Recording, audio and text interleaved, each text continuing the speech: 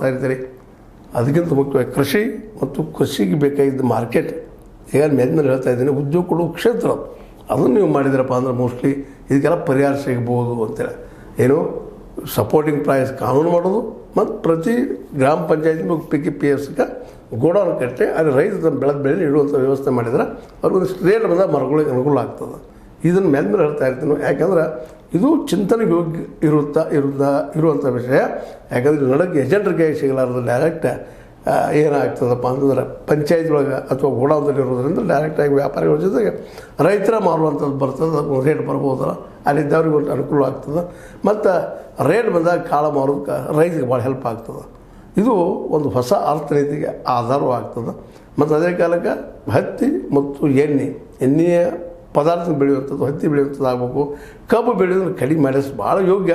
ಯಾಕಂದ್ರೆ ಅದನ್ನು ಆಗೋದು ಒಂದು ಚರೆ, ಇನ್ನೊಂದು ಸಕ್ಕರೆ ನಮಗೆ ಉಪಯೋಗ ಇಲ್ಲದಂಥದ್ದು.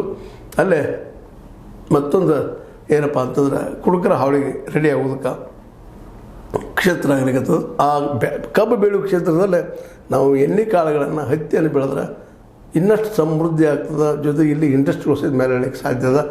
ನಾವು ನಮ್ಮ ಬಟ್ಟೆಗಳು ರಫ್ತು ಮಾಡೋದು ಸಾಧ್ಯದ.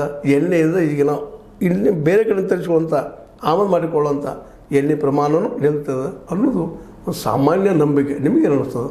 ನಾನು ತಪ್ಪು ಅನ್ನಿಸ್ತದೇನು? ತಪ್ಪನ್ರಿ, ಸರಿ ರೀ, ಏನಾದರೂ ರೀ ಅನ್ರಿ.